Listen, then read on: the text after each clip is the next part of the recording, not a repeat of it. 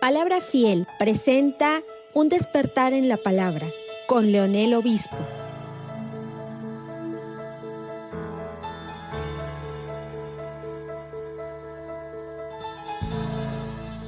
Buenos días, hermanos, buenos días en este domingo 6 de marzo del año del Señor Jesucristo 2022, ¿verdad? El tema de hoy que vamos a tratar tiene que ver con el sufrir con un buen entendimiento me va a traer gozo. Es el tema 17 del libro de los Hechos. Como un recordatorio de lo que hemos hablado de la semana pasada, habíamos dicho que como estos apóstoles estaban predicando el evangelio y como fruto de eso fueron encarcelados y Dios intervino a favor de ellos enviando un ángel, abriendo la puerta de la cárcel. Y como al día siguiente vimos que las autoridades, ¿verdad? Las autoridades estaban atónitas por un lado, cuando enviaron a la cárcel a buscarlos, pensaban que ellos estaban allí, la encontraron vacía. Por otro lado, las puertas de la celda estaban cerradas, los guardias estaban en pie y no había explicación aparente para el escape. Y lo próximo como que lo que vieron como que los desconcierta, ¿verdad? Fue el hecho de que el día siguiente, desde temprano, allí estaban otra vez los apóstoles en el templo predicando el mismo evangelio, el mismo mensaje que les había llevado precisamente a la cárcel en el día anterior.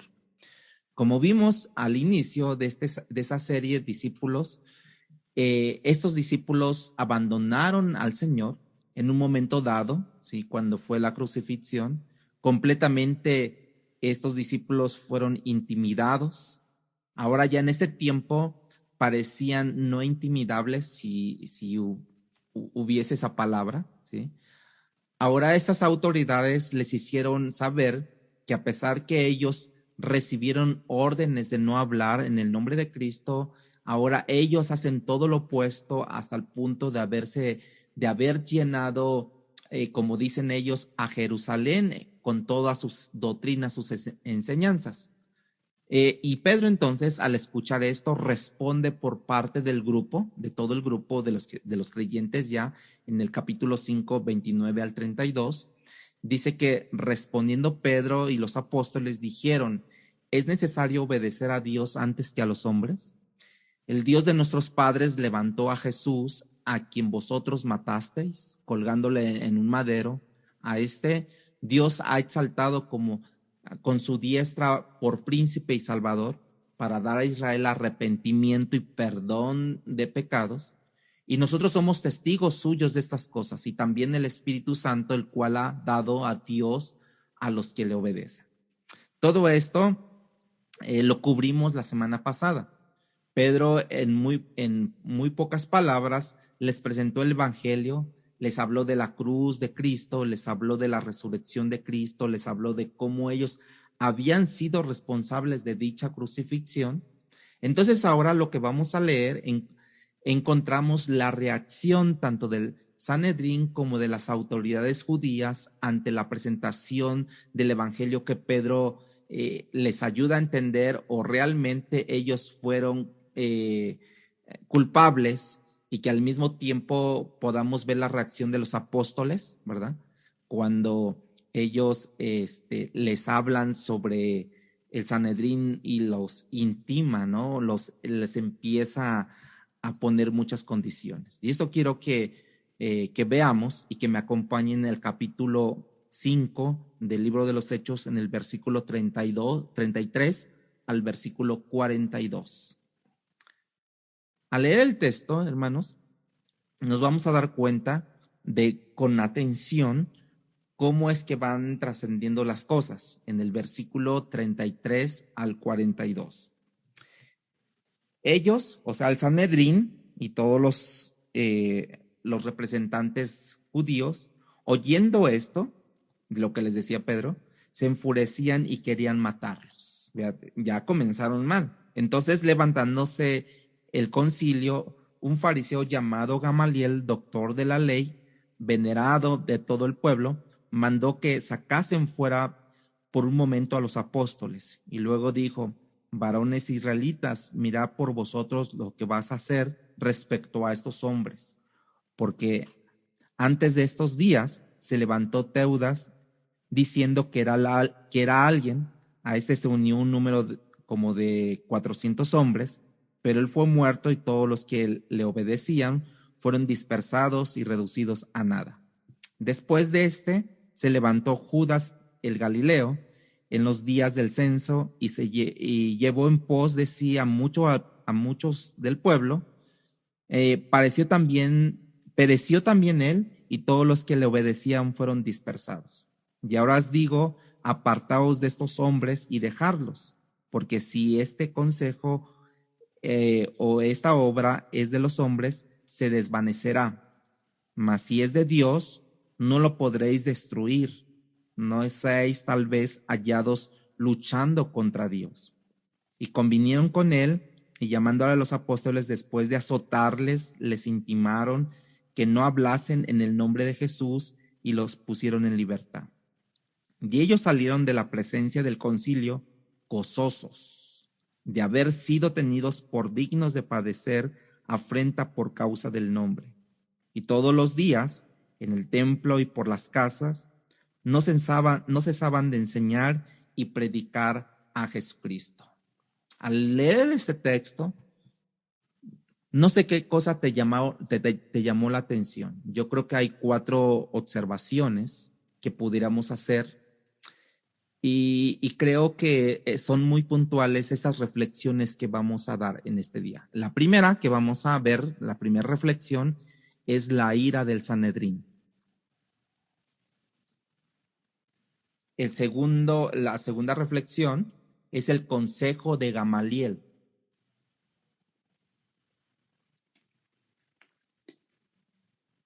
La tercera es la cosmovisión.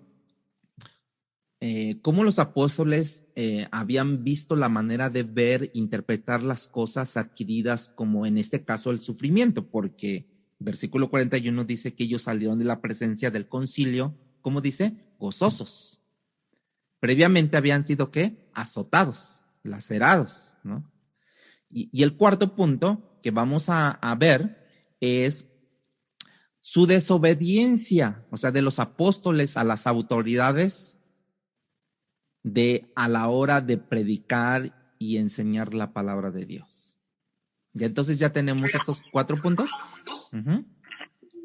para que los consideremos y los vamos a hacer.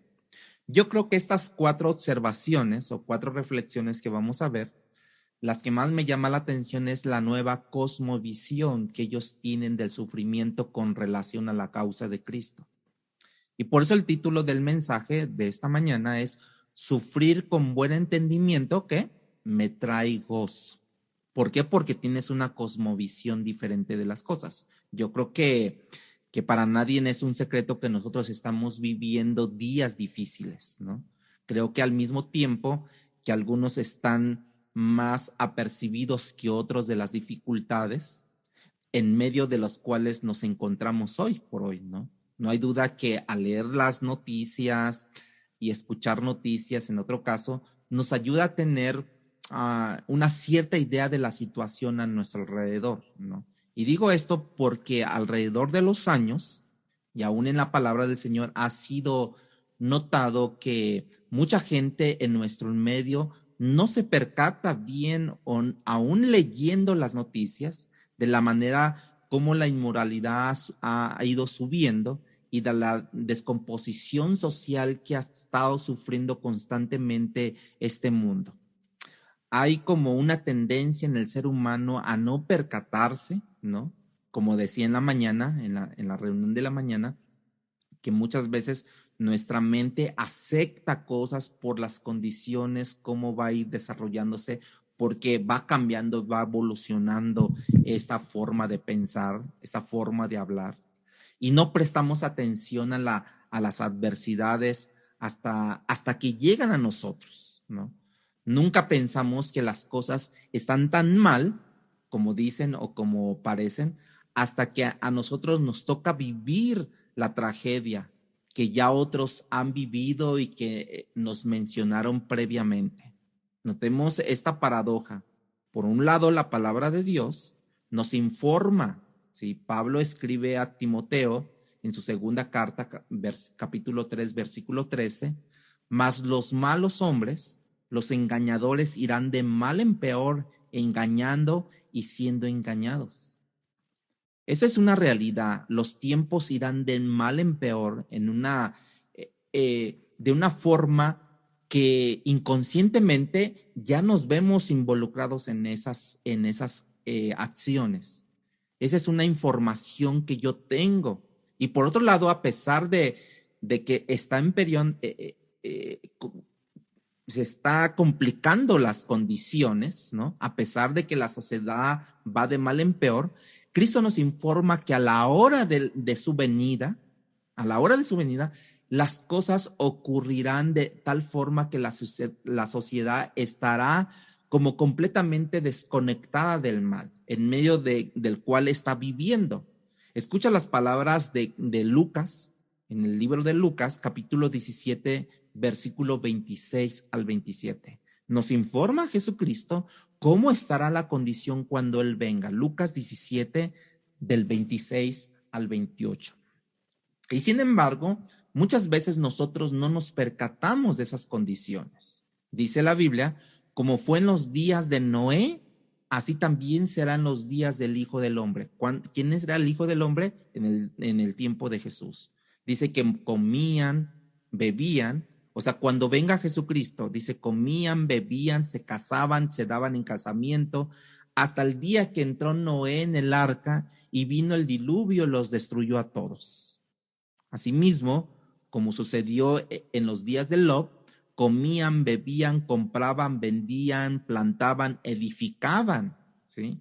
En otras palabras, a pesar de que las cosas habían ido empeorando, en los días de Noé, de Lot, lo que pasó en Sodoma y Gomorra, la gente seguía construyendo, bailando, vendiendo, comprando, como que la gente no tenía idea, hermanos, de las cosas que estaban mal y de cómo estaba resultando todo cada día mal, mal, mal.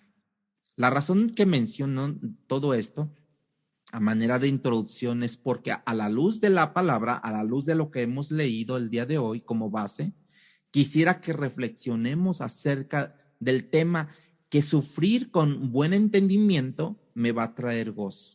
Y ese es un llamado de parte de Cristo, y eso es algo que la iglesia de nuestra generación no quiere oír, hasta el punto de haber construido esa famosa o pecaminosa doctrina, ¿no? En cualquier, usted lo ha escuchado, ¿no?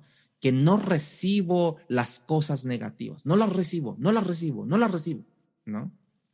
Imagínense que Cristo dijera en el Getsemaní frente a la cruz, no las recibo. ¿Por qué? Porque iba a haber el sufrimiento, ¿no? Cuando nosotros decimos sobre ciertas cosas, hermano, prepárate porque pues puede venir el COVID o puedes tener una enfermedad. No la recibo, ni me hables de eso, ni quiero escuchar, no, ni lo llames, ¿no? Así dicen, ¿no? Muchas personas. No, nosotros vivimos en medio de una generación donde regularmente queremos escapar de la realidad cotidiana en su forma de lidiar en este mundo, hermanos. Es una manera de ver nuestra generación. La gente de hoy está dispuesta a pagar cualquier precio para evitar el dolor, ya sea físico o ya sea emocional. Fíjense, les voy a contar algo. En el año 2012, una pareja de gemelos en Bélgica ya tenían para ese entonces 45 años de edad, que habían nacido sordos, unos gemelos. Descubrieron por diagnóstico médico que ambos sufrían de una condición donde habían comenzado ahora a perder la vista. Y por lo tanto, ahora ellos pensaron, bueno, ya somos sordos y por encima vamos a quedar ciegos, pero estaban sanos de cualquier otra enfermedad. Y ellos decidieron practicarse una eutanasia, ¿no? Al mismo tiempo. La idea que ellos pudieran estar vivos, sanos, pero sordos y ciegos, era algo como que ellos no podían digerir, ¿no? Y por tanto un día le pagaron a un médico y acordaron a dónde iba a ser esta operación. Dicen que la historia que se tomaron un café, se despidieron de sus amigos y familiares, entraron a la habitación donde precisamente fueron inyectados y ahí murieron. Nuestra generación no valora los beneficios del dolor y del quebrantamiento, porque diríamos estos jóvenes habían nacido sordos y que habían desarrollado una enfermedad donde iban a ser posteriormente ciegos, ¿no? Nuestra generación no piensa como el salmista David en un momento pensó. Dice que fue bueno para mí, o sea, para él, el quebrantamiento o el ser afligido por Dios. No pensamos así, vivimos en una sociedad que considera el sufrir como una maldición y vivir bien como una bendición. Y todo esto tiene que ver justamente con la manera de ver la vida. Cómo tú ves la vida, entonces como tú ves la vida, entonces tú vas a reaccionar a la vida. Nuestra manera de ver la vida determina y está determinada por el mundo cómo vivimos y cómo reaccionamos ante las circunstancias. Ahora, de hecho, la Biblia, y como nos acabamos de hacer, acabamos de ver lo que dice la Biblia, que a pesar de cómo estaba la situación, dice que los apóstoles salieron del concilio gozosos. Pero si nosotros vemos a la luz de la Biblia, en el capítulo de Génesis, capítulo 1 y capítulo 2, el sufrimiento, hermanos, era totalmente anormal. No sé si ustedes se percatan de eso. En el capítulo 1, el capítulo 2, el sufrimiento, no había sufrimiento en este planeta Tierra. Era anormal. No debería de ser, pero la Biblia no se cerró en el capítulo 1 ni en el capítulo 2. A la luz de Génesis, ahora en el capítulo 3 en adelante, hasta el Apocalipsis, el sufrimiento es totalmente normal. Y está declarado Génesis 3 a lo largo y ancho de todo lo que es la Biblia. Pero para el cristiano hay un elemento más que se necesita tener, y es un entendimiento. Dije entender. Y es que si verdaderamente has abrazado la causa de Cristo, ahora Él tiene por encima que entendamos que el sufrir por causa de Cristo, como decían los apóstoles, somos dignos, somos tenidos por dignos de haber sufrido por causa de su nombre, a diferencia de lo que no son cristianos, que no entienden el sufrir, que no tienen un entendimiento del sufrir correctamente. Y cuando menciono esto, no me estoy refiriendo que experimentemos cosas fruto de nuestra desobediencia. Esa es otra cosa, eso es, diríamos que disciplina de parte de Dios. Estoy hablando del sufrimiento que experimentamos como fruto de obedecer. Cuando yo obedezco y yo sufro, entonces yo entiendo que mi sufrimiento me va a traer gozo. ¿Por qué? Porque estoy sufriendo por obedecer, como fruto de la obediencia. Obedecemos al Padre. En este caso terminamos en una cruz clavados, como fue el caso de Cristo. A eso me estoy refiriendo, el sufrimiento como fruto de una buena obediencia. Y en el pasaje de hoy, yo creo que podemos apreciar esta cosmovisión de los creyentes del primer siglo, de esos primeros seguidores de Cristo, que después de haber recibido los azotes, en el versículo 41, de 5:41, dice que salieron de la presencia del concilio gozosos de haber sido tenidos por dignos de haber de padecer afrenta. ¿Sí? Esta es una manera de ver el sufrimiento, hermanos, completamente distinta a la de la iglesia del día de hoy. De hecho, ellos adquirieron la iglesia antigua, la iglesia primitiva, esa cosmovisión. Veamos ahora el contexto de todo esto, cómo se dan las cosas. Pedro predica el evangelio de una manera muy corta, acusa al Sanedrín, ellos son los responsables que Cristo hubiese sido crucificado, y habla de la resurrección de Cristo. Y en el versículo 33 de 5:33 dice que ellos, oyendo esto, se enfurecieron y querían matarlos. Y entramos a nuestra primera observación de esta mañana: la ira del Sanedrín. Querían matarlos.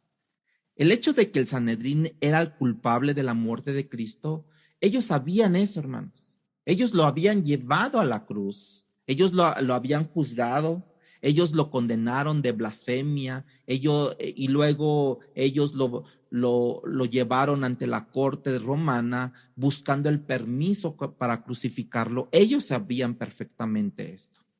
Pedro no les estaba diciendo algo que ellos no supieran o que no habían hecho, ¿sí? Cuando Pedro les habla de la resurrección de Cristo, la tumba vacía, y nadie pudo comprobar que había encontrado el cadáver de Cristo, de manera que este hecho era algo negable, ¿no? O no era negable ante ellos. Entonces, ¿de dónde había tanta ira a punto de querer matar a estos apóstoles? El ser humano tiende a ser o desaparecer a aquellos que estorban a sus propósitos, y lo pueden hacer de diferentes maneras, ¿no? El ser humano tiene una tendencia a creer que la muerte pone fin a su pecado, a su dolor, a su sufrimiento, y de allí la eutanasia, ¿no? Es por eso que nosotros debemos entender esto bien. En este caso, el Sanedrín pensó que si mataban a los apóstoles, acababan con el movimiento cristiano. Pero se les había olvidado que meses atrás, o unos par de meses, habían matado a la cabeza del movimiento. Y ahora el movimiento no solamente estaba bajo, sino estaba tomando fuerza a partir de la muerte de la cabeza del movimiento cristiano. Y es que eso no terminó con el movimiento. Entonces ellos no estaba bien el fundamento que ellos estaban teniendo, ¿no? Al querer casi matarlos. Este es el mismo Sanedrín que las mismas autoridades que cuando vieron vivo a Lázaro, según nos relata Juan 12:10, que este Lázaro que estaba muerto después de 4 días, ¿se acuerdan? Entonces idearon matarlo. ¿Por qué? ¿Por qué querían matarlo? Porque querían matar la evidencia de la resurrección o del milagro de la resurrección de Lázaro, ¿sí? Ahora, lo acaban de resucitar y ahora estos ya lo querían matar otra vez, ¿no? Tan rápido, ¿no? O sea, hay un registro bíblico también donde David, un hombre conforme al corazón de Dios, actuó de una manera al embarazar a Betsabé. Él quiere ocultar lo que hizo y da órdenes para que se haga un plan maléfico donde el esposo de Betsabé, en este caso Urías, se ha muerto en la batalla. Y él entonces traerla con él y hacer creer que el hijo que había de nacer fue el fruto de la relación de él con ella, o sea, de Usías con Betsabé, pero después de la muerte de su esposo. El texto que leímos nos habla que los fariseos, hermanos, los saduceos, que forman parte del Sanedrín, que se ofendieron al escuchar a Pedro cuando les dijo que ellos eran responsables de la muerte de Cristo, que por causa de ellos Cristo había muerto, había sido clavado en una cruz. Se airaron, y esa es la ira esa es la ira humana, diríamos así, cuando alguien interfiere en tus planes, con lo que tú quieres hacer, con lo que tú estás maquinando, y a veces quieres desaparecer a la persona. Es lo que querían hacer con ellos. Es casi todo, en casi todos los casos, hermanos, la ira que se maneja cuando hay estas cosas es una ira egocéntrica. Esto es lo que estamos viendo con el Sanedrín.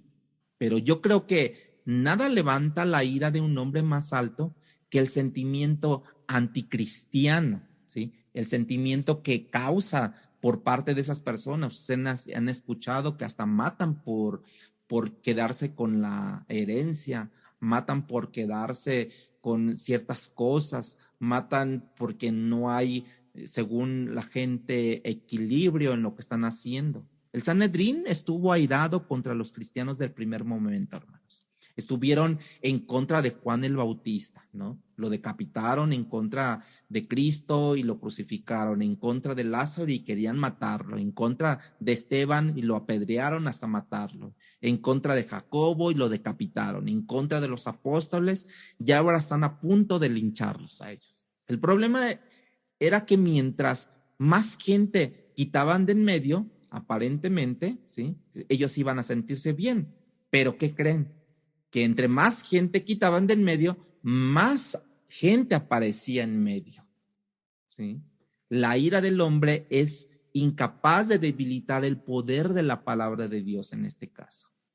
O sea, no podían limitar la palabra, no podían estancar la palabra, no podían pararla, no la podían quitarla de en medio, porque la palabra de Dios es más poderosa que cualquier ejército de este mundo. Aunque digan que cualquier ejército del mundo es el más poderoso, no hay más poder que la palabra de Dios. Y eso es lo que tú ves en el libro de los Hechos. Tú ves una iglesia creciendo en contra de viento y marea, ¿sí? Y eso es lo que se ha visto en China, por ejemplo, que tiene una represión contra los cristianos, donde la iglesia todavía no es oficialmente aprobada. Y sin embargo, hoy se piensa que quizás sea la iglesia más numerosa del globo terráqueo. Una iglesia subterránea, escondida, pero ahí está. Algunos calculan que hay 135,000 millones de cristianos chinos, que nosotros no sabemos, que no está abierta al público, que no está considerada, que no es oficialmente considerada esa religión allí o el cristianismo allí, pero sin embargo hay 135,000 millones de creyentes chinos. Entonces la primera observación es la ira del Sanedrín contra cosas que ellos hicieron y cosas que ellos conocían, ¿no? Entonces esa es la primera observación. La segunda observación es que hay un consejo de un personaje que se llama Gamaliel. En medio de esta conmoción, y vemos en el versículo 38 de 5:38, de Hechos capítulo 5:38, les dice de esta manera: y ahora os digo, apartaos de esos hombres y dejadlos, porque si este consejo o esta obra es de los hombres, se desvanecerá, ¿verdad? Gamaliel fue un fariseo y como que estaba viendo algo que no es natural, ¿no? En el versículo 29 dice: mas si es de Dios, versículo 39, mas si es de Dios, no lo podréis destruir. Dice, no seáis que tal vez se encuentren luchando contra Dios. En el resto que vemos en este pasaje, el resto del Sanedrín entendía que esto no era de Dios. Mas, sin embargo, Gamaliel dice: no sea que ustedes estén peleando contra Dios, porque si no es de Dios, esto se va a desvanecer. Es lo que tenían esto en la mente, ¿no? Ante la posible muerte de estos hombres, Gamaliel dice que se levanta con un poco más de sensatez, por así decirlo, y ofrece un consejo, aparentemente salomónico, ¿no? Muy sabio, y cita a dos individuos que se levantaron en una revolución en el tiempo atrás, ¿no? Gamaliel da un consejo: mira, están pasando esta situación, mira, los que ya pasaron anteriormente murieron, pero si esto es de Dios, esto va a florecer y van a estar luchando contra Dios, pero si no es de Dios, esto se va a desvanecer, decía Gamaliel. Eso es lo increíble, hermanos, que aún dentro del movimiento cristiano, gente ha luchado supuestamente a favor de Dios y en realidad está luchando en contra de Dios, ¿sí? Esto es lo que ocurre con la iglesia de Roma. En la época de la Reforma protestante, persiguiendo a los cristianos, a los que creían en la Biblia, evitando que la Biblia se leyera, pensando que estaban trabajando a favor de Dios, pero en realidad estaban peleando contra Dios en el tiempo de la Reforma. Ahora, ¿quién es ese Gamaliel, no? Gamaliel era un hombre muy respetado, también era un maestro de los judíos. Se piensa que era hijo o nieto de Geliel, o Gilel, más bien. Era uno de los grandes maestros del judaísmo, muy respetados, o sea, el máximo respetado allí dentro del judaísmo. De hecho, cuando Gamaliel muere, o tanto era su reverencia por Gamaliel, en el Misha se consideraba que este Misha reúne las tradiciones y creencias judías, ¿sí? Orales, y dice que ellos pronuncian que desde que murió el Rabán Gamaliel, o sea, el anciano Gamaliel, no ha habido más reverencia por la ley. Fíjense cómo era tan reverenciado Gamaliel. Y dice que la abstinencia y la pureza murieron al mismo tiempo con Gamaliel. Gamaliel fue quien entrenó a Pablo, ustedes lo conocen. Pablo tenía como eso parte de su currículo o curricular, ¿no? Menciona en Hechos 22:3, donde él dice que era el hijo de fariseos, de la tribu de Benjamín, entrenado por Gamaliel, de manera que decir eso, hermanos, era como decir, este hombre no es un hombre cualquiera, ¿sí? Entonces, este es el hombre que ofrece el consejo de dejar esto tranquilo, porque si es de Dios, ¿sí? Si es de Dios, van a luchar contra Dios. El consejo pareció sabio y lo aceptaron, pero si nosotros nos percatamos o profundizamos más, no fue tan sabio como se lo tomaron ellos, ni es del todo cierto. ¿En qué sentido, hermanos? En que Gamaliel dice que si esto es de los hombres, va a de qué? A desaparecer, ¿verdad? Dice, si esto es de hombres, va a desaparecer como los dos antiguos que estaban, que pasaron. Bueno, hermanos, el Islam es de los hombres y comenzó alrededor del año 600 y se ha ido fortaleciendo y no parece detenerse. Cada día se van aumentando más en el Islam.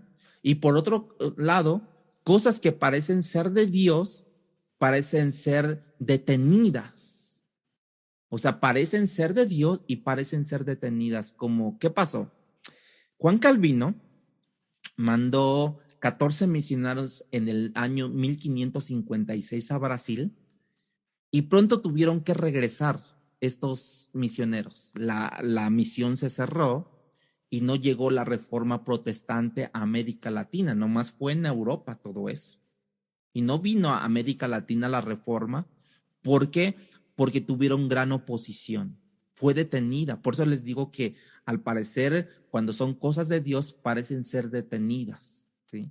La misión se cerró y no llegó la reforma protestante a América Latina. Probablemente hasta ahora que está comenzando esta reforma y necesitamos una reforma nosotros en cuestión de la palabra, cómo se ha enseñado por muchas maneras. De manera que lo que Gamaliel refleja, hermanos, tiene cierta sabiduría, pero no es del todo así todo el tiempo, hermanos. En el versículo 40, el texto dice que todos aceptaron este consejo y después de llamar a los apóstoles, dice que convinieron con él y llamando a los apóstoles después de azotarlos, les intimaron que no hablasen en el nombre de Jesús y los pusieron en libertad. Y esa es la tercera observación que ahí entramos. La cosmovisión de los apóstoles después del azote que han recibido. O sea que la cosmovisión que ahora tienen o la respuesta que ellos dieron a partir del sufrimiento, ¿sí? Los apóstoles fueron azotados, no nos dice qué tan severo fue, pero la costumbre eran que eran azotados 39 veces con un látigo pequeño llamado flagelo, que tenía piedras con lo cual se azotaba al individuo para que la piel fuera cortada. Y algunos de esos casos fueron tan severos que las arterias, las venas, los huesos eran expuestos, ¿sí? En algunos casos, los intestinos llegaron a salir fuera. ¿Por qué? Porque tenían ciertas piedras que rasgaban la piel y exponían las venas, las arterias, los huesos. Y bueno, este tipo de azote al que estaban sometidos, que no necesariamente ha cambiado en la actualidad. Hay culturas donde esto se practica todavía, como en el Islam, ¿no? Es muy prevalente esto, ¿sí? El corazón del hombre es el mismo, cambia el tiempo y los actores, pero la condición del corazón del hombre es el mismo. De hecho, el apóstol Pablo, describiendo la condición del hombre en segunda de Corintios, en su segunda carta de los Corintios 11:24, dice, hablando de eso, de los judíos 5 veces he recibido 40 azotes menos uno. Pablo fue también azotado de esa forma, de manera que esa era parte de ese tiempo, el castigar a la gente, ¿no? Que contradecían su doctrina, contradecían su mensaje, contradecían su forma de pensar, ¿sí? De manera que esa parte de los azotes, al leerla, alguien conocedor de la Biblia no le extraña tanto, porque el mismo Jesús fue azotado antes de la crucifixión, ustedes lo saben. Esa era la práctica, lo que llamaba la atención. Y el versículo 41 de 5:41 dice que ellos salieron de la presencia del concilio. ¿Cómo salieron, hermanos? Gozosos de haber sido tenidos por dignos de padecer afrenta por causa del nombre. Se regocijaron en medio del dolor por haber sufrido por causa del nombre. Eso para en ese entonces era nuevo, hermanos. Eso no es una nueva idea, una nueva de ver las cosas dignos de padecer por causa del nombre. ¿Cuál nombre? Pues habían escuchado las enseñanzas del Señor Jesucristo. Sin embargo, yo sí creo que después de la crucifixión, de la resurrección, después de la venida del Espíritu Santo, de la llenura del Espíritu Santo, ellos comenzaron a entender cosas que ya Cristo había enseñado, ¿sí? Cristo dijo que cuando el Espíritu viniera, los iba a guiar a toda verdad, así que ya habían escuchado y ahora deberían de entender ellos o practicar lo que Cristo les había dicho. Escucha en San Juan 15, del 18 al 20, lo que Cristo dijo antes de su muerte, lo que Cristo les consideró que posiblemente podrían, y no posiblemente, sino era necesario que ellos entendiesen esto. San Juan 15, del 18 al 20. Dice, si el mundo os aborrece, saber que a mí me han aborrecido antes que a vosotros. Si fuerais del mundo, el mundo amaría lo suyo, pero porque no sois del mundo, antes yo os elegí del mundo, por eso el mundo os aborrece a ustedes. ¿A cuántos de ustedes los han aborrecido? Por causa de la palabra de Dios. ¿A cuántos de ustedes les han dejado de hablar por causa de la palabra de Dios? ¿A cuántos de ustedes los han aislado? Les han hecho bullying por causa de Cristo. Mas sigue diciendo, acordaos, versículo 20, acordaos de la palabra que yo os he dicho. El siervo no es mayor que su Señor. Si a mí me han perseguido, también a vosotros os perseguirán. Si han guardado mi palabra, también guardarán la vuestra. Cristo, de una manera muy clara, horas antes de la crucifixión en el aposento alto, les dice, si me persiguieron a mí, si me persiguen a mí, ¿sí? Tú también, o también es garantía que también te vayan a perseguir a ti. Es una garantía que tú tienes. Sí, porque el siervo no es mayor que el maestro, ¿no? Yo creo que ellos no entendieron así, les aseguro, no entendieron precisamente muy bien esto en el aposento alto, ¿sí? Creo que si estaban entendiendo eso, fue cuando después de la muerte de Cristo, después de la resurrección de Cristo, la vida, la venida del Espíritu Santo, la llenura del Espíritu Santo, entonces es cuando ellos empezaron a entender verdades a las cuales el Espíritu que ya moraba en ellos les estaba guiando para comprender qué era lo que Jesús les había dicho en el aposento alto. Y eso es lo que el Espíritu hace, hermano, guiar a la verdad. Aparte de esto, también lo que hacen es capacitarme para parar o para pensar, ¿no? O para pasar por ciertas experiencias que Dios ha ordenado en mi vida, y me guía y me capacita el Espíritu Santo. Cuando nosotros hablamos y decimos que la gracia de Dios, que es suficiente, y es algo que muchos no entienden, hermanos, porque ven la gracia en función salvífica, en función de la salvación. Es por gracia, y dice la Biblia así: por gracia sois salvos, sí. ¿Por qué? Porque no tenemos méritos nosotros, no hay nada bueno en nosotros, y Dios te perdona a pesar de que no hay nada bueno en nosotros. Pero se nos olvida, o no hemos llegado a entender muy bien, en la otra idea de la gracia. ¿Cuál es esa?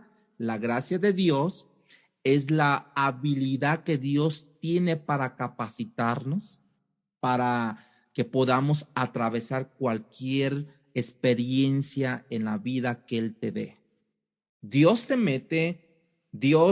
permite ciertas apuranzas, ciertas enfermedades, ciertos problemas, ciertas circunstancias, pero también Él te da la gracia, esa habilidad para capacitarte, para que tú puedas tener, para atravesar cualquier tipo de experiencia en tu vida, que Él permita que tú pases. Por eso es que Dios le dice a Pablo una frase muy conocedora: bástate mi gracia, bástate mi capacidad, bástate mi fortaleza, para que cuando llegue ese tiempo malo, para cuando llegue ese tiempo de persecución, ese tiempo de flagelo, ese tiempo de dolor, tengas esa habilidad para que tú puedas atravesar con gozo, con paz, porque yo permití esa situación.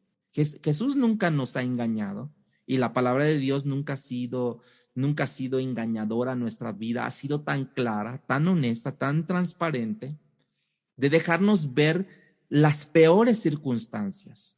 Y uno de los sermones más famosos es el Sermón del Monte, ¿no? Cristo hizo alusión a las cosas a las que nosotros teníamos que irnos preparando de una forma, y eso lo habla en Mateo capítulo 5, versículo 43 al 45. Y dice de esta manera: oíste que fue dicho, amarás a tu prójimo y aborrecerás a tu enemigo. Eso es lo que estaba en la ley mosaica, es lo que habían dicho.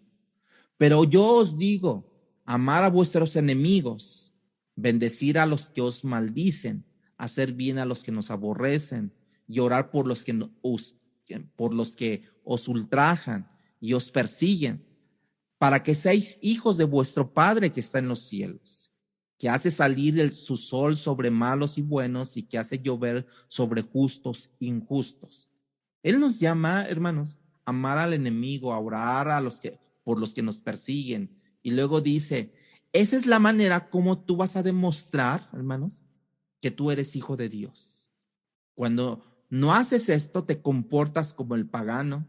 Cuando devuelves al enemigo con la misma moneda que él te ha pagado, parecemos que no somos hijos de Dios, y constantemente eso lo hacemos. Constantemente nos dejamos guiar por nuestra carne. El verdadero hijo de Dios se distingue por la reacción que tiene ante la adversidad, hermanos, hasta el punto que cuando lo persiguen, ¿qué hacen? ¿O qué deberíamos de hacer? Orar por los perseguidores, hasta el punto que cuando te maldicen, perdonas. Incluso llegas a amar a los enemigos. Y eso ves en Cristo Jesús como un gran ejemplo que nos dejó en la cruz, que dijo, Padre, perdónalos porque no saben lo que hacen. Nos dejó un claro ejemplo de eso. Todas esas son oportunidades para nosotros testificar, hermanos, de la diferencia que que hay en nosotros, porque ahora somos morada del Espíritu Santo, ¿sí? Ese es un claro ejemplo, no solamente de exponer el evangelio, sino de pagar el mal con el bien, hermanos, sino de orar por nuestros enemigos. Esa es otra forma de predicar el evangelio. Nosotros no solamente testificamos hablando, nosotros testificamos viendo, pero viendo de una manera que el mundo no puede comprender. ¿Cómo ves tú ese mundo que ellos no pueden ver? Bueno, voy a pagar bien por el mal que me hicieron. Por eso Cristo dijo, mi paz os dejo, mi paz os doy, no la doy como el mundo la da. Y habla de que la paz de Dios trasciende el entendimiento. ¿Qué es lo que te dice el mundo? Pues paga, si te pagó mal, pues tú también paga mal. Eso es lo que te dice el mundo. El entendimiento, la paz que trasciende, hermanos, precisamente te dice, tú te hizo mal, tú paga con el bien. Es más, lo dice la Biblia, ¿no? Paga, vence al mal con el bien, ¿no?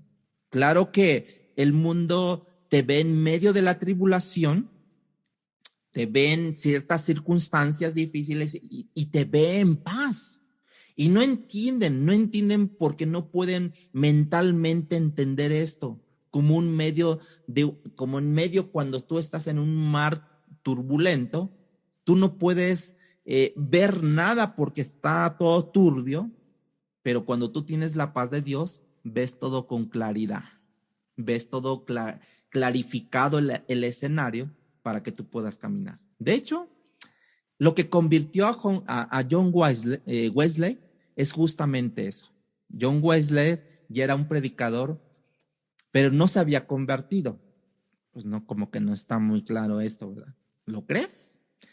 Entonces él dice que en su historia, él va a una campaña, él vivía en Inglaterra, vino aquí a los Estados Unidos. Cuando él se regresaba allá a Inglaterra, en el barco que regresaba se encuentra en medio de una tormenta y él estaba lleno de miedo y dice que vio en un rincón a un grupo de cristianos que estaban orando y estaban muy tranquilos y no parecían que estuvieran en medio de la gran tormenta que él también estaba.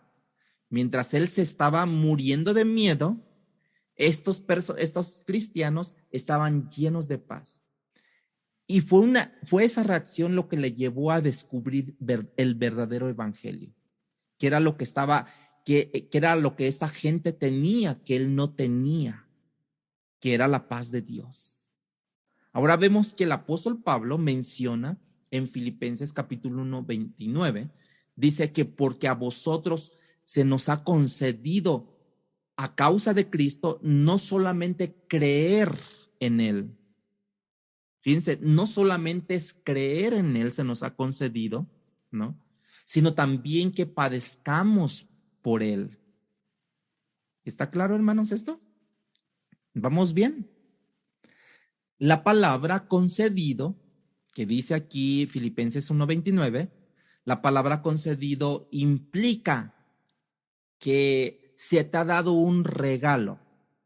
Ya, si te das cuenta, dice a vosotros se nos ha dado el regalo a causa de Cristo. O sea que tenemos dos regalos. Uno, creer en él, y el segundo regalo es sufrir por él.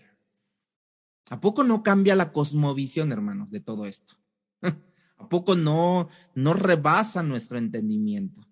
¿A poco no llegamos nosotros a entender eso? Porque muchas doctrinas dicen, tú no, tú debes de parar de sufrir.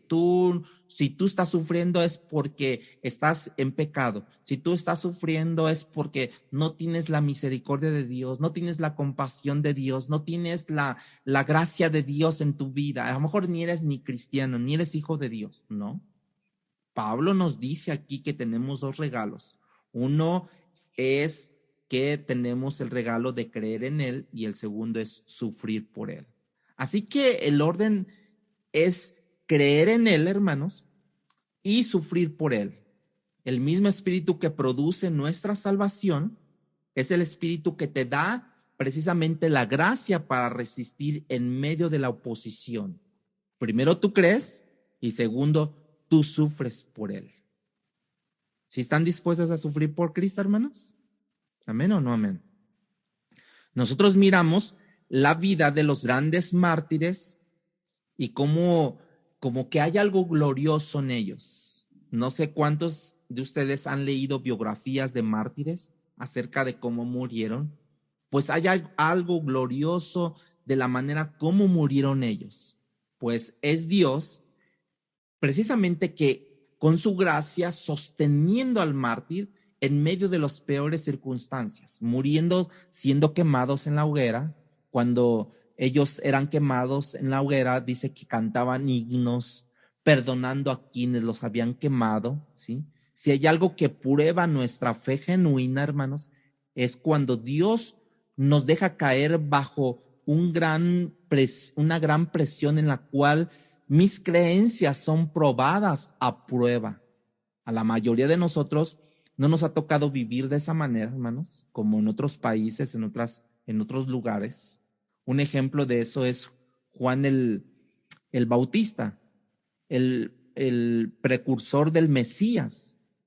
Pero Juan, como no tiene esta cosmovisión que el Nuevo Testamento desarrolla mejor a partir del sufrimiento, tenía más bien la cosmovisión del Antiguo Testamento acerca del dolor, del sufrimiento, de cuando él se ve en la cárcel, que como que no entiende eso.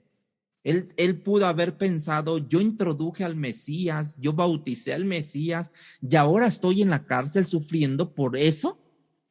No entendía esta cosmovisión. Entonces le dice a sus discípulos, porque no entendía perfectamente esa situación, les dice y los manda y les dice, vayan a preguntarle si él es el Mesías o viene otro, porque como que no entiendo si es el Mesías, ¿por qué estoy sufriendo ahora yo aquí? No entiendo. Y Jesús le manda a decir a Juan, los ciegos ven, los cojos andan, que por donde quiera se predica el evangelio. En otras palabras, le dice a Juan que las profecías que él conoce del Antiguo Testamento, de Isaías y demás, se están cumpliendo. Entonces nosotros tenemos que tener la perspectiva de la vida, número 1, ¿sí? De la vida común, y 2, de la vida cristiana, cómo se vive la vida cristiana. Escucha lo que Pablo dice en 1 Tesalonicenses capítulo 2, versículo 2, ¿sí? Acerca del sufrimiento, acerca de un sufrimiento que él padeció en la ciudad anterior que fue Filipo, y les empieza a contar a los hermanos de Tesalónica, capítulo 2, versículo 2, dice, pues habiendo antes padecido y sido ultrajados en Filipo, o sea, en la ciudad anterior, como sabéis, porque sabían los hermanos, tuvimos de nuevo en nuestro Dios para anunciarnos el evangelio de Dios en medio de una gran oposición. Eso es lo que ocurre, hermano. Pablo está viajando, llega a Filipo, allá lo maltratan, literalmente lo persiguen, lo hacen salir de la ciudad con presiones, y Pablo sale para Tesalónica. Cuando llega a Tesalónica vuelve a predicar el mismo evangelio por el cual él fue maltratado en la ciudad anterior que fue Filipo, y no paró, hermanos, siguió adelante. Esa experiencia hubiese hecho que cualquiera de nosotros o cualquiera otro, ¿no?, hubiéramos abandonado el camino, hermanos. Pero el maestro verdadero permanece al cuidado de las ovejas, independientemente lo que tengan que sufrir. Yo creo que Dios permite eso por varias razones, hermanos. En los momentos de presión, cuando nosotros estamos viviendo bien, estamos viviendo cómodos, nosotros vivimos en ese punto, aún que estamos bien, vivimos en un punto de que nos estamos quejando de cualquier cosa, que si hace calor, que si el aire está muy frío, que todo, o sea, todas esas cosas triviales. Cuando verdaderamente hemos aprendido y valorado lo que Cristo hizo por nosotros, todas estas cosas desaparecen como como cuando estamos en esa, bajo presión. Y eso es en los momentos de dificultad, se nos olvidan esas cosas triviales y por eso Dios nos somete a esa presión para que tú no estés ocupado en que si el clima, en que si la comida, en que si las condiciones sociales. Por eso mejor Dios te mete en esa presión para que se te olviden esas cosas triviales. La persecución, hermanos, también, hablando de las adversidades y de todas estas condiciones de la oposición, la persecución revela quiénes son los verdaderos creyentes, hermanos. ¿Quiénes son los verdaderos creyentes en la comunidad? Todo el mundo, hoy por hoy, como dijimos en la mañana, todo el mundo se llama cristiano, todo el mundo se dice llamar cristiano, pero no quieres estar sometido a presión. En la persecución experimentamos también una cosa importante, es la coinonía cercana del Señor. Cuando ustedes observan que el tono del mensaje que estamos hablando hoy, como lo han visto, es básicamente reflexivo, ¿no? Nosotros debemos adoptar una nueva cosmovisión de las cosas a partir del sufrimiento por causa de Cristo.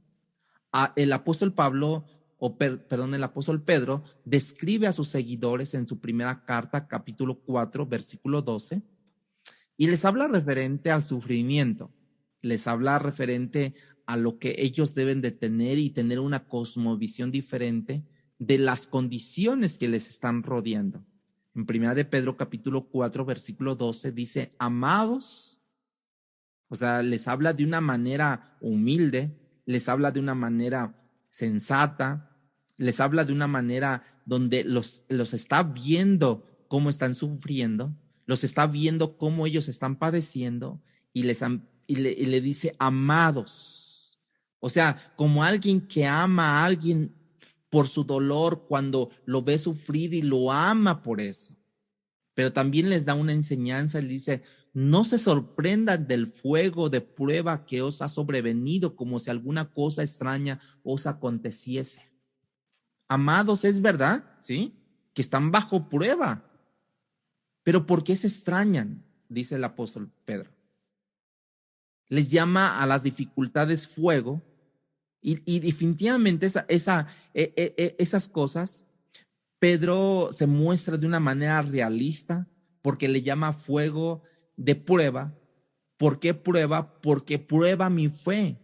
Así que para Pedro no es extraño, incluso debe de ser algo esperado por el pueblo de Dios, que pasemos por esas pruebas, que pasemos por necesidades, que pasemos por aflicciones. Es necesario, no se extrañen, no se extrañen, no se extrañen, porque vendrá y vendrá y vendrá por causa de Cristo. Pero Cristo nos ha dado una paz que sobrepasa el entendimiento.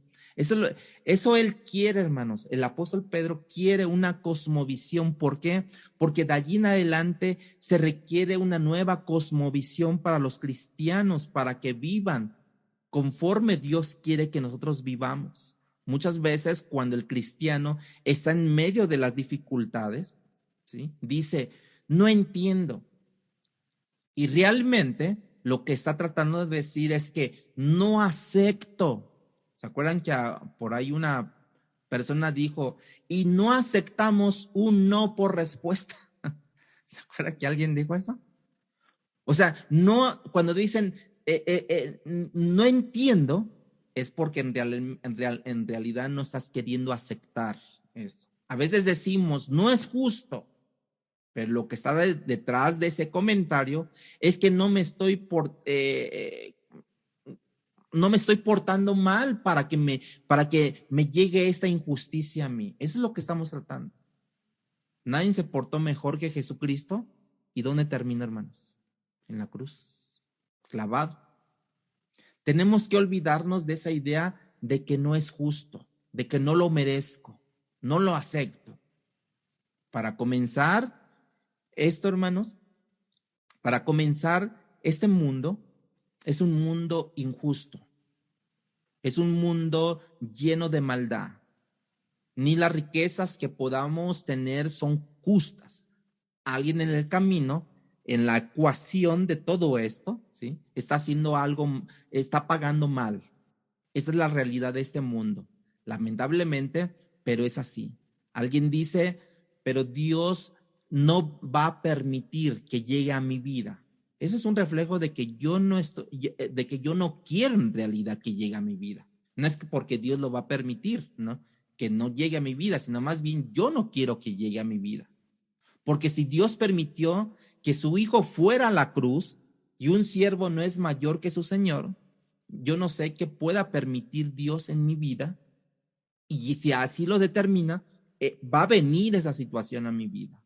Cuando Dios llama a Pablo, ¿se acuerda? Cuando Dios llama a Pablo y luego habla con Ananías para que vaya a orar por Pablo, porque Pablo quedó ciego fruto del encuentro, ¿sí? Dios le dice a Ananías en Hechos capítulo 9, versículo 16, porque yo le mostraré cuánto le es necesario padecer por mi nombre. Imagínense que a la primera de tu llamado te dice, tú vas a padecer mucho. ¿Cuánto vas a padecer? No sé, pero vas a padecer hasta la muerte. Y yo creo que muchos no le entrarían. Desde el momento de su llamado, Pablo ya estaba asignado para padecer por causa de Jesús. ¿Cuántos diríamos, gracias Señor por tu revelación? O otros dirían, mejor ni me cuentes, no quiero saber, o mejor no le entro. Porque si ya me estás diciendo que voy a padecer más, mucho, entonces pues, mejor no. El autor de los Hebreos, en el Salón de la Fama de la Fe, en el capítulo 11, versículo 25, hablando de Moisés que prefirió ser maltratado por el pueblo de Dios que gozar de los deleites temporales del pecado, hermanos. Escogiendo antes Moisés ser maltratado con el pueblo de Dios que gozar de los deleites temporales del pecado. Moisés podía haber quedado como el príncipe de Egipto y futuro heredero de la corona, y dijo, no, yo prefiero el desierto con el pueblo de Dios a la comodidad de esta gente. Y en el versículo 26 de 11:26 de Hebreos, dice, teniendo por mayores riquezas el vituperio de Cristo, o sea, ya viendo el futuro, ya viendo la fe en Cristo Jesús, que los tesoros de los egipcios, porque tenía puesta la mirada en el galardón, en la recompensa, hermanos. ¿Notaste lo que hace Moisés?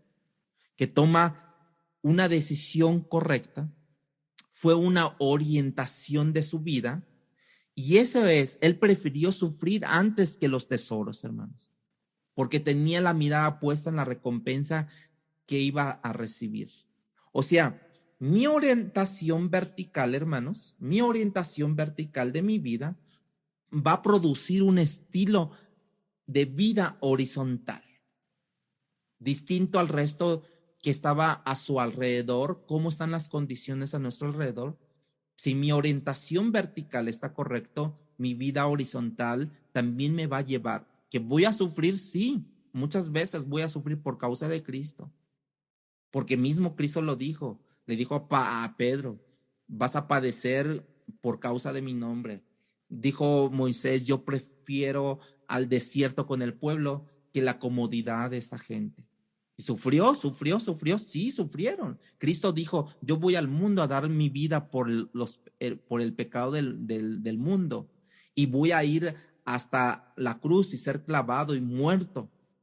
O sea, él prefirió todo esto. Nuestra vida vertical, nuestra orientación vertical va a producir en nuestra vida una vida horizontal diferente o distinta al resto del mundo a nuestro alrededor.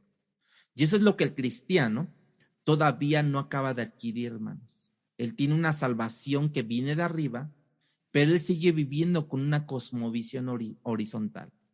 Él necesita orientar su vida hacia arriba, ¿sí? Y entonces muchas de las cosas que él vive hoy le harán mucho más sentido cuando tu orientación es correcta. El apóstol Pablo, vemos cuántas veces sufrió naufragios, cuántas veces lo latigaron, otras veces lo apalearon, casi lo dejaron y lo dejaron ahí casi muerto, lo dieron por muerto. Y él se atrevió a decir, esta leve y pasajera tribulación, ¿no? Leve y pasajera, Pablo, sí. Por eso es que el tema es sufrir con un buen entendimiento me trae gozo. Y ahí están estos apóstoles después de haber sido azotados. Ellos salen de la presencia del concilio. Si fuera hoy, hermanos, saldríamos directamente al hospital para curar nuestras heridas, porque les dieron 39 latigazos. Luego ya vete a la maternidad, ¿no? Para que te curen tus heridas. Vete aquí para que sanen tus heridas. Dice que ellos salieron con gozo. Yo creo que iban cantando, iban gozosos de haber sido tenidos por dignos de padecer afrenta por causa del nombre de Cristo. Esa cosmovisión de la vida, hermanos, es la que llevó a desobedecerlos a la orden que ellos, a la orden de que no podían seguir hablando en nombre de Cristo. Y la cuarta observación y última es la desobediencia civil o el desacato a la orden gubernamental. No es algo que el cristiano le esté permitido, entendemos esto, a menos que lo que el gobierno ordena es contrario a la palabra de Dios, ¿sí? Y en este caso, ellos hicieron el desacato a la orden. ¿Por qué? Porque estaba en contra de la palabra de Dios. Si Jesús les dice ir por todo el mundo y predicar estas palabras y todo eso, ¿por qué ahora tenían que evitar de hablar de las cosas de Dios? En el versículo 42 nos habla claramente del capítulo 5 de Hechos, versículo 42, y todos los días en el templo, por las casas, no cesaban de enseñar y predicar a Jesucristo. ¿Dónde enseñaban, hermanos? Después de haberles prohibido otra vez, dice que estaban en el templo, en público y en privado, de casa en casa, cuando todos los días no cesaban de enseñar y predicar. ¿Y qué enseñaban y predicaban? A Jesucristo. Es lo que hacían. Si el movimiento protestante, que parece estar comenzando en nuestro continente, va a perdurar y a crecer y a conquistar, para eso se requieren mujeres y hombres distintos, hermanos, con una cosmovisión diferente. Cristianos con una cosmovisión distinta, con una decisión a pagar un precio, que no mide primero la comodidad y la seguridad, sino que toma en cuenta el llamado de Dios que le ha hecho. No solamente de creer en Él, sino también sufrir por Él.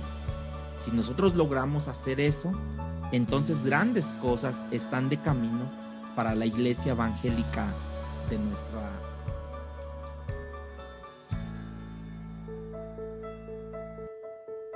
Palabra Fiel presentó Un despertar en la palabra.